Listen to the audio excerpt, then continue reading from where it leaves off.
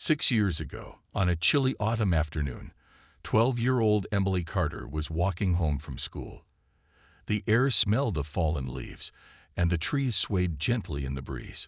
It had been an ordinary day, until she noticed something unusual near the edge of the woods that bordered her path.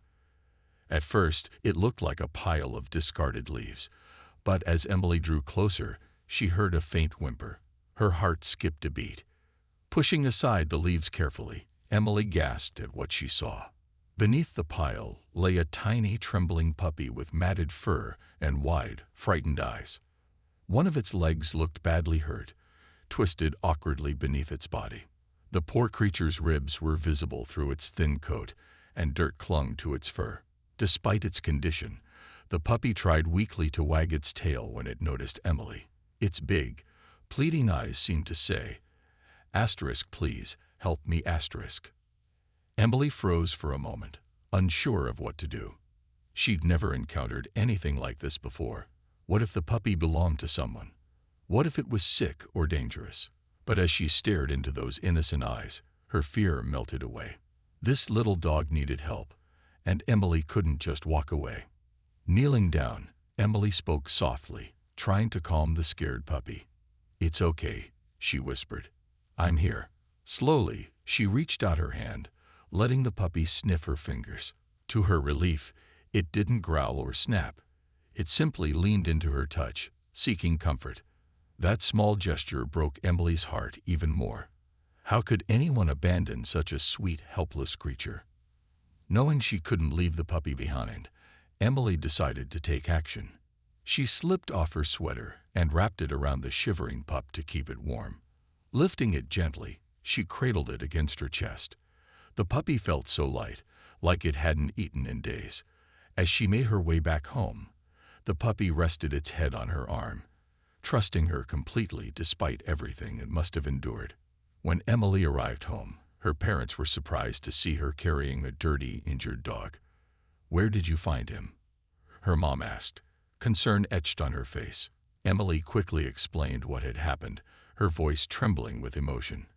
Her parents exchanged worried glances, but agreed they couldn't turn their backs on the poor animal either. Together, they cleaned the puppy's wounds, gave it water, and fed it scraps of food. For the first time in days, or maybe weeks, the puppy finally ate. As night fell, Emily sat beside the puppy, stroking its head while it slept soundlessly. She thought about how close she'd come to missing it in the woods. If she hadn't taken that exact road home, who knows what might have happened? The thought sent a chill down her spine. But now, looking at the fragile bundle curled up next to her, Emily knew one thing for certain. This puppy was a fighter. And no matter what challenges lay ahead, she was determined to give it a second chance at life. The next morning, Emily woke up early, her mind buzzing with thoughts about the little puppy. She tiptoed downstairs to check on him, half expecting him to still be asleep in the corner where she'd left him the night before. But to her surprise, the puppy was wide awake, sitting upright, and wagging his tail enthusiastically when he saw her. His big, hopeful eyes seemed to light up the entire room. Emily couldn't help but smile. Despite everything he'd been through, this tiny creature had an incredible spirit. "Good morning, buddy," Emily said softly, kneeling beside him. The puppy responded by licking her hand, making her laugh. It was the first real laugh she'd had in days. There was something magical about how animals could make you feel better without saying a word. Emily knew right then that this puppy wasn't just another stray, he was going to become part of her family. After breakfast, Emily decided it was time to give the puppy a proper name. She sat cross-legged on the floor, staring at him thoughtfully while he tilted his head curiously in return. "How about Max?" she suggested after a few moments. The puppy barked weakly, as if agreeing with her choice. "Max it is," Emily exclaimed, clapping her hands together in excitement. From that moment on, the little dog officially became Max.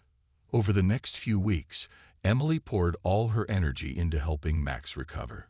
With guidance from her parents, she learned how to clean his wounds carefully, apply ointment, and bandage his injured leg.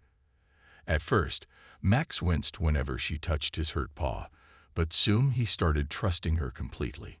He would lie still, letting her work, and reward her afterward with sloppy kisses. Slowly but surely, Max began to heal, not just physically, but emotionally too. During this time, Emily also discovered just how much joy Max brought into her life. Every day felt like a new adventure, whether it was teaching him simple tricks like sitting or shaking hands, or simply watching him chase after a ball in the backyard. Max had a way of turning even the most ordinary moments into something extraordinary. For the first time in years, Emily found herself looking forward to coming home from school every afternoon because she knew Max would be waiting for her. But taking care of Max wasn't always easy. Some nights, Emily stayed up late worrying about him. Would his leg ever fully heal? Was he eating enough? Did he miss whoever had abandoned him? These questions haunted her, but they only made her more determined to give Max the best life possible. Her parents noticed the change in her too. They often commented on how responsible and compassionate she had become since finding Max. As the weeks turned into months, Max transformed before their eyes. His once dull coat grew shiny and soft, and his ribs were no longer visible beneath his fur. He gained weight, strength, and confidence, becoming playful and energetic. Watching him run around the yard, barking happily at birds and squirrels, it was hard to believe that this was the same fragile puppy Emily had found in the woods. One evening, as Emily sat on the porch with Max curled up at her feet, she realized something important. Rescuing Max hadn't just changed his life, it had changed hers too. Before finding him, she had never imagined herself caring so deeply for another living being. But now, she couldn't imagine her life without him. Little did she know, this bond between them was only the beginning of an incredible journey that would shape both their futures in ways she could never have predicted. As the years went by, Emily and Max grew inseparable. What started as a rescue mission had blossomed into a lifelong friendship. By the time Emily entered high school, Max was no longer the fragile puppy she had found in the woods. He had grown into a strong, loyal companion who seemed to understand her moods better than anyone else. Whether she was happy, sad, or frustrated, Max always knew exactly how to comfort her. High school wasn't easy for Emily. She often felt out of place among her classmates, many of whom seemed more confident and outgoing than she was. Some kids teased her for being quiet or for spending so much time with her overgrown mutt, as they called Max. On those days, Emily would come home feeling defeated, but Max was always there to greet her at the door, tail wagging furiously. His excitement reminded her that no matter what happened outside their home, she was loved unconditionally. One particularly tough year, Emily's family moved to a new neighborhood. Leaving behind familiar streets and friends was hard, especially for someone as shy as Emily. But Max made the transition easier. In their new house, he explored every corner alongside her, turning each room into a shared adventure. When they went for walks around the block, Max acted like a furry icebreaker, drawing smiles from neighbors and prompting conversations that helped Emily feel less alone. But it wasn't just the challenges of growing up that brought them closer. It was the small, everyday moments too. Mornings were her favorite. Emily would wake up early, and Max would already be waiting patiently by her bed, his ears perked up in anticipation. Together, they'd go downstairs for breakfast, where Emily would share bits of toast with him under the table, though her mom pretended not to notice. Afterward, they'd head outside, rain or shine, to play fetch in the backyard.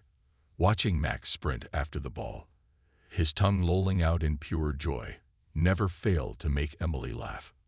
Max also taught Emily valuable lessons about patience and resilience. There were days when things didn't go as planned. A bad grade, a missed opportunity, or an argument with a friend, and Emily would feel like giving up. But seeing Max's determination inspired her. Despite his rough start in life, he had overcome so much, and now he lived each day with boundless enthusiasm. If Max could keep going, why couldn't she?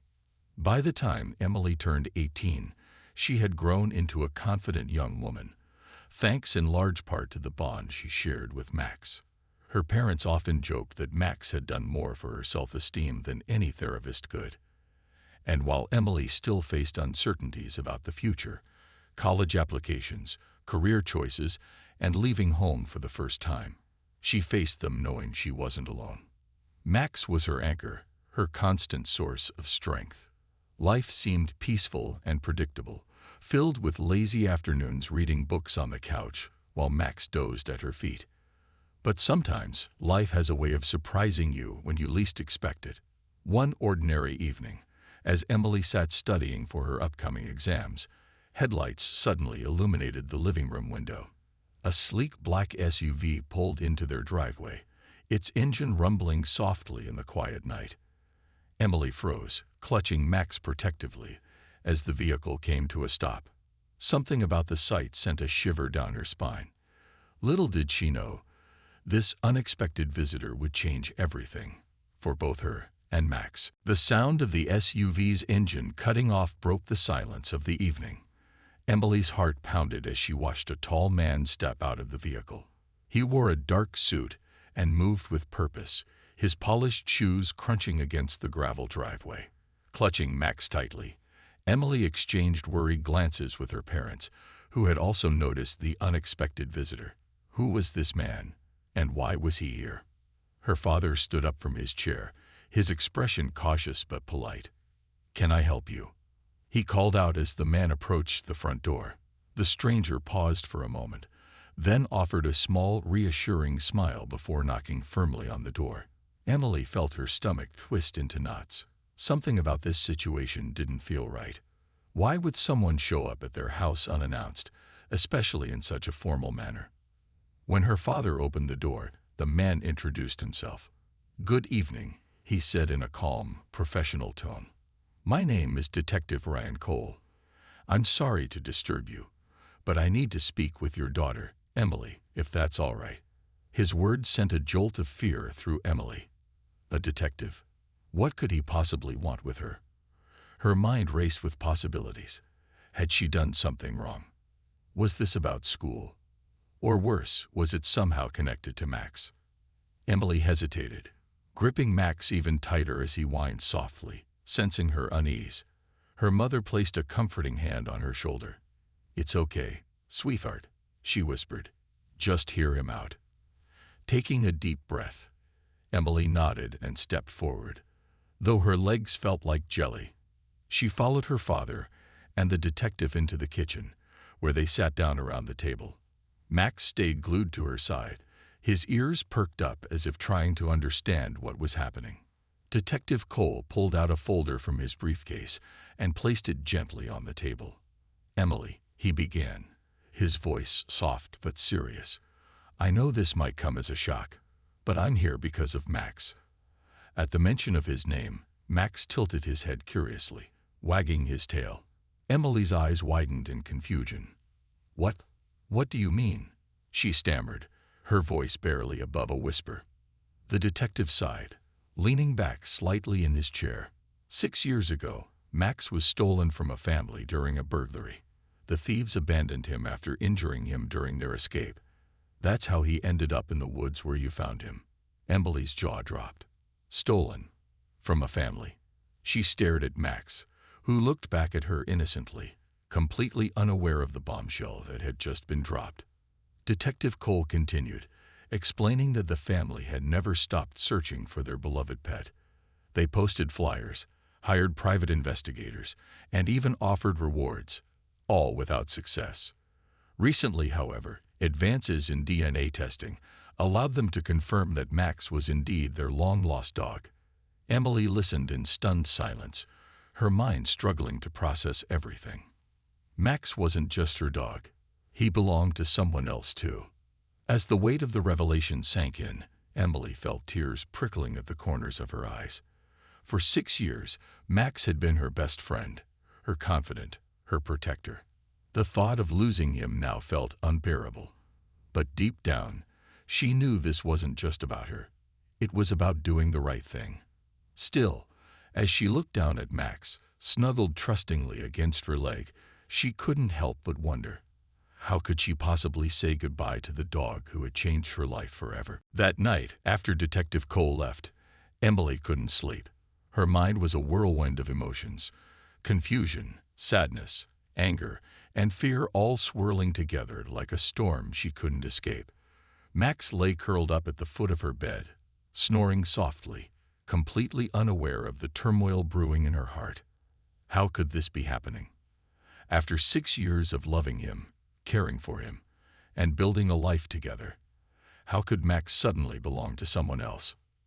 The next morning, Emily dragged herself out of bed feeling heavy, as if an invisible weight had settled on her chest.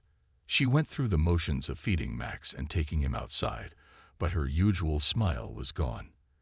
Every time he wagged his tail or licked her hand, it felt like a stab to her heart. He trusted her so completely, depended on her so fully.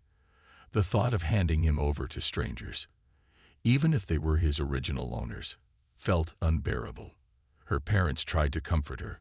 "Emily," her mom said gently during breakfast, "this must be hard for you, but think about it from their perspective too. They lost Max when he was just a puppy. Imagine how much they've missed him all these years." Emily nodded silently, knowing her mom was right. But knowing something in your head didn't make it any easier to accept in your heart. Later that day, Emily decided to visit the park where she and Max often played fetch. As they strolled along the familiar paths, she watched him sniffing the grass, chasing butterflies, and bounding ahead with pure joy. It was impossible not to smile at his antics, even through her tears.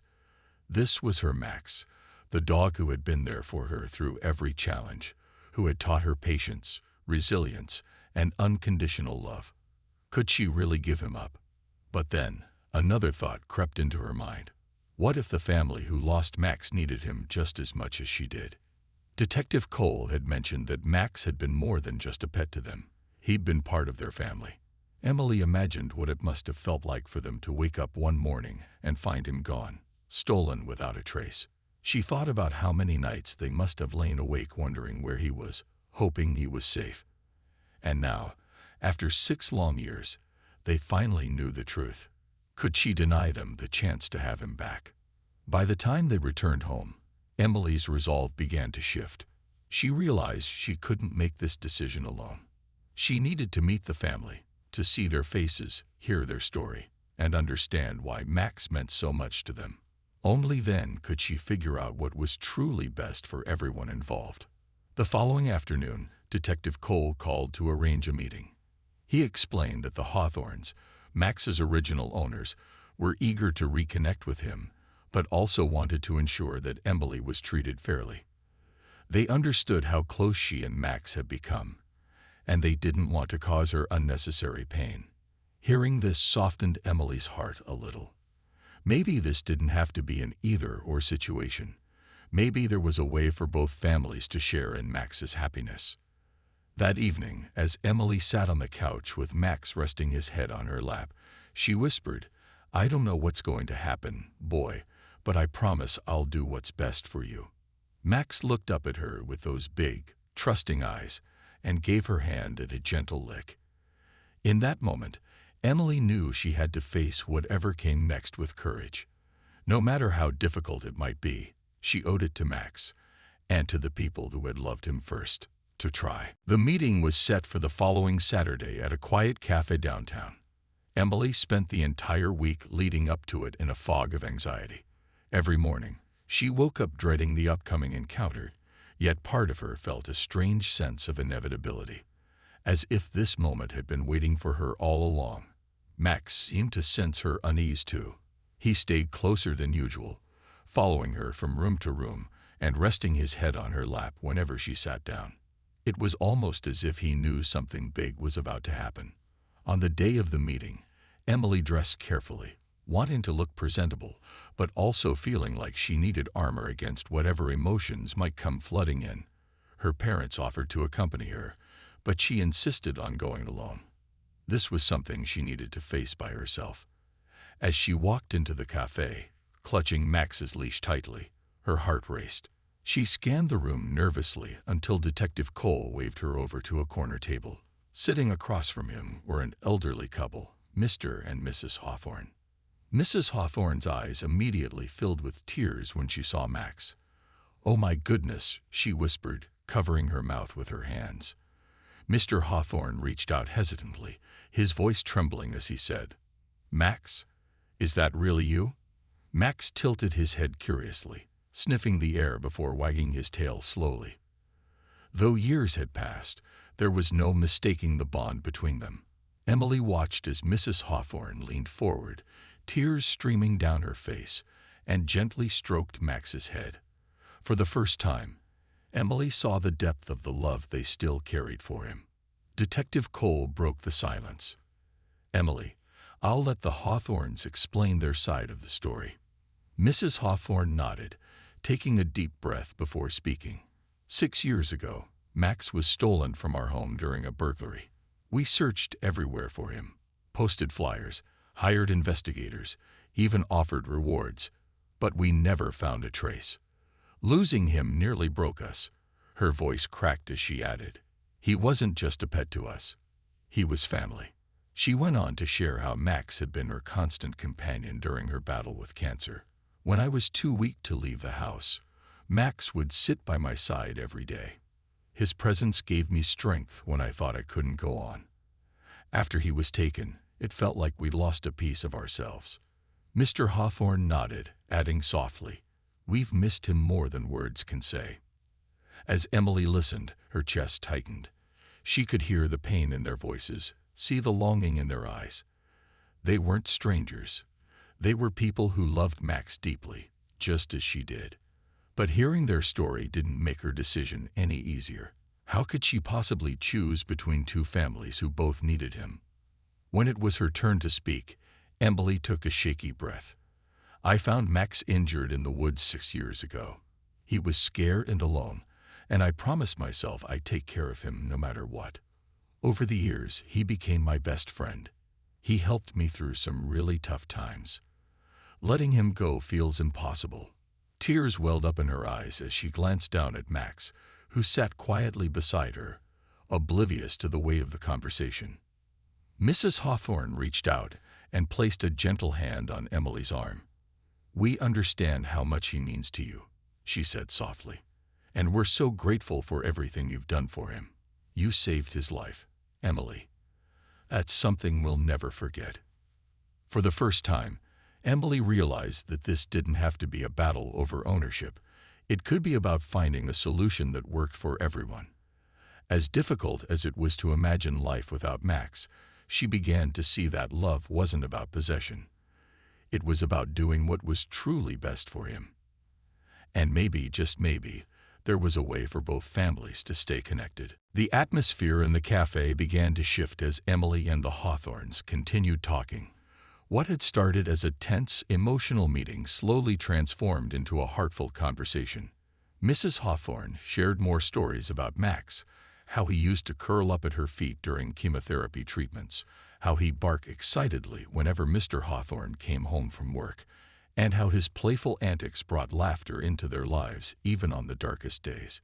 Each story painted a vivid picture of the life Max once had, a life filled with love and joy. Emily listened intently, her heart swelling with both admiration and sadness. She realized that Max wasn't just a dog to them. He was a symbol of hope, comfort, and resilience. But as she looked down at him now, wagging his tail and leaning affectionately against her leg, she also knew that he had become all those things for her too. How could one dog mean so much to two different families? Mr. Hawthorne cleared his throat, breaking the silence. "Emily," he said gently, "we don't want to take Max away from you completely. We understand how much he means to you, and we're grateful for everything you've done for him. You gave him a second chance when no one else could. That's something we'll always respect." Mrs. Hawthorne nodded, wiping away a tear. What if we found a way to share him? Would that be okay with you?" Her voice was soft, almost hesitant, as if she feared Emily might say no. But the suggestion sparked something in Emily's mind, a flicker of possibility she hadn't considered before. "Share him," Emily repeated, her brow furrowing as she thought it over. The idea felt strange at first, but the more she considered it, the more it made sense. Max had brought so much love into her life. Maybe he could do the same for both families. Like splitting time between us? She asked cautiously. Yes, Mrs. Hawthorne replied, her eyes lighting up with hope. He could live with us during the week, and then spend weekends with you, or however you think would work best. We just want him to be happy. And we know he's happiest when he's loved by people who care about him. Emily felt a lump rise in her throat. This compromise wouldn't be easy. It meant saying goodbye to Max every weekend and trusting that he'd return safely. But it was better than cutting him out of her life entirely.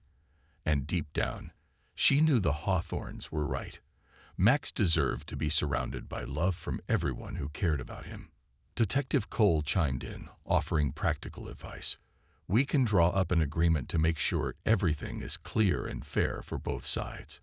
It's important that this works for everyone involved, especially Max. His calm demeanor helped ease some of the tension in the room. As they talked through the details, Emily began to feel a glimmer of peace. Sharing Max wasn't going to be perfect, but it was a solution born out of love, not loss. By the end of the meeting, tears streamed down Emily's face, not from sadness this time, but from gratitude. Gratitude for the Hawthorns' understanding, for Max's unwavering loyalty, and for the opportunity to keep him in her life, even if it wasn't in the same way as before.